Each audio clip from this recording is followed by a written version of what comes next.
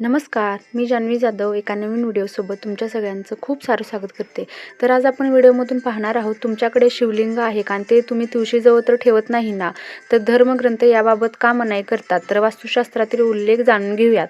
तर हिंदू धर्मानुसार घरातील देवघरात विविध प्रकारच्या देवी देवतांचे फोटो किंवा मूर्ती असतात, ज्याची नियमित पूजा केली जाते.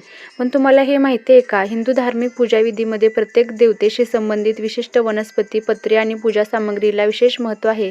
याच परंपरेनुसार शिवलिंग तुळशीच्या अगदी जवळ ठेवू नये अशी मान्यता काही ठिकाणी प्रचलित आहे.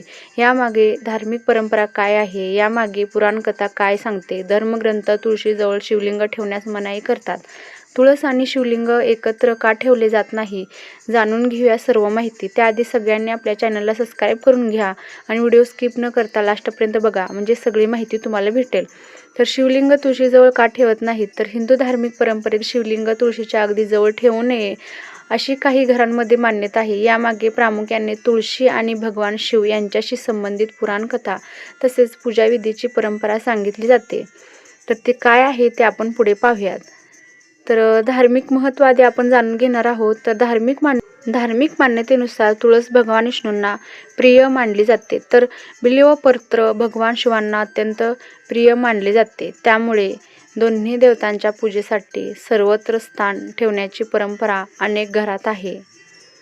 तर काही पुराणकथांमध्ये वृंदा आणि जालंधर यांची कथा येते. वृंदेच्या पतिव्रतेच्या सामर्थ्यामुळे जालंधराला पराभूत करणे कठीण झाले. पुढे वृंदेचे तुळशीच्या रूपात पूजनीय स्थान झाले. या कथेमुळे शिवपूजेत तुळशीपत्र न वापरण्याची काही परंपरा रूढ झाली. शिवलिंगावर सामान्यतः बिल्वपत्र, जल, दूध, पंचामृत, धतुरा, आक इत्यादी अर्पण केले जातात. तुळशीऐवजी बिल्वपत्राला विशेष महत्त्व आहे. म्हणून काही कुटुंबात शिवलिंग आणि तुळशी वृंदावन यांच्यात थोडे अंतर ठेवले जाते. पौराणिक कथा काय आहेत तर आपण जाणून घेऊयात. पौराणिक कथेनुसार हिंदू पुराण परंपरेत वृंदा आणि जालंधर यांची कथा भगवान शिव, विष्णू आणि तुळशीच्या उत्पत्तीशी जोडली जाते. या कथेत वृंदेचे पतिव्रत्य, जालंधराचे सामर्थ्य आणि पुढे तुळशीला मिळालेले पूजनीय स्थान यांचा उल्लेख येतो. पुराणकथेनुसार जालंधर हा अत्यंत पराक्रमी असुर होता. त्याला मोठे सामर्थ्य प्राप्त झाले होते. त्याची पत्नी वृंदा अत्यंत पतिव्रता होती. तिच्या पतिव्रतेच्या सामर्थ्यामुळे जालंधरला युद्धात पराभूत करणे देवतांसाठी कठीण झाले. देवतांमध्ये आणि जालंधरामध्ये युद्ध सुरू झाले. अखेरीस भगवान विष्णूंनी वृंदेच्या पतिव्रत्याची परीक्षा घेतली अशी कथा काही पुराण परंपरांमध्ये सांगितली जाते. विष्णूंनी जालंधराचे रूप धारण केल्यामुळे वृंदेचा आपल्या पतीशी संबंध आला असे तिला वाटले आणि तिचे पतिव्रत्य भंगले. त्यामुळे जालंधराचे सामर्थ्य कमी झाले आणि भगवान शिवांनी जालंधराचा वध केला अशी कथा सांगितली जाते. तर वृंदेला जेव्हा सत्य समजले तेव्हा तिने विष्णूंना शाप दिला. पुढे तिच्या तपश्चर्येमुळे आणि त्यागामुळे ती तुळशीच्या वनस्पतीच्या रूपात पूजनीय झाली अशी धार्मिक मान्यता आहे. म्हणून तुळशीला भगवान विष्णूला अत्यंत प्रिय मानले जाते. म्हणूनच तुळशीला विष्णुप्रिया म्हटले जाते. यामुळेच विष्णू पूजेमध्ये तुळशीची पाने आवश्यक आहेत. परंतु शिवलिंगाला तुळस अर्पण करणे आणि तुळशीजवळ शिवलिंग ठेवणे निषिद्ध मानले जाते.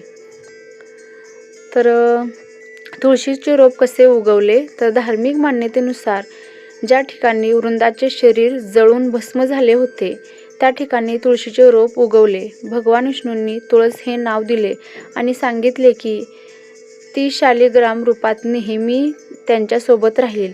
याच कारणामुळे दरवर्षी देवउठणी एकादशीला भगवान विष्णूच्या शालिग्राम रूपाचा आणि तुळशीचा विवाह पवित्र विधीसह साजरा केला जातो. तर पुढे पाहूयात आपण वास्तुशास्त्र काय सांगते. तर वास्तुशास्त्रानुसार तुळस आणि शिवलिंग एकत्र ठेवू नयेत, कारण त्यांची ऊर्जा भिन्न मानली जाते. तुळस आणि शिवलिंग दोन्ही पूजनीय आहेत, परंतु असे मानले जाते की शिवाने तुळशीच्या पहिल्या पतीचा वध केल्यामुळे तुळस आणि शिवलिंग एकत्र ठेवणे योग्य नाही. केवळ योग्य विधी आणि नियमांचे पालन करूनच पूजेचे पूर्ण लाभ मिळू शकतात. तर पुढे काय आहे ते आपण पाहूयात. घरातील पूजेसाठी महत्त्वाची गोष्ट काय आहे तर ते आपण पाहूयात. जर घरात आधीपासूनच शिवलिंग तुळशीजवळ ठेवले असेल तर घाबरण्याची गरज नाही. आपल्या कुळाचार, स्थानिक परंपरा किंवा गुरुजींच्या मार्गदर्शनानुसार पूजास्थान वेगळे करता येते. देवपूजेत श्रद्धा आणि शुचिर्भूतता यांना विशेष महत्त्व दिले जाते.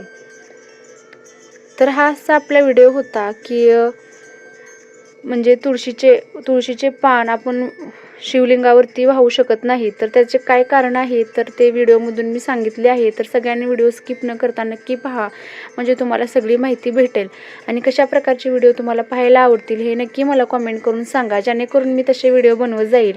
आणि आपल्या मित्रमंडळींसोबत हा व्हिडिओ जास्तीत जास्त शेअर करा. तर चला भेटते पुन्हा अशाच एका नवीन व्हिडिओसोबत. तोपर्यंत सगळ्यांनी नक्कीच काळजी घ्या.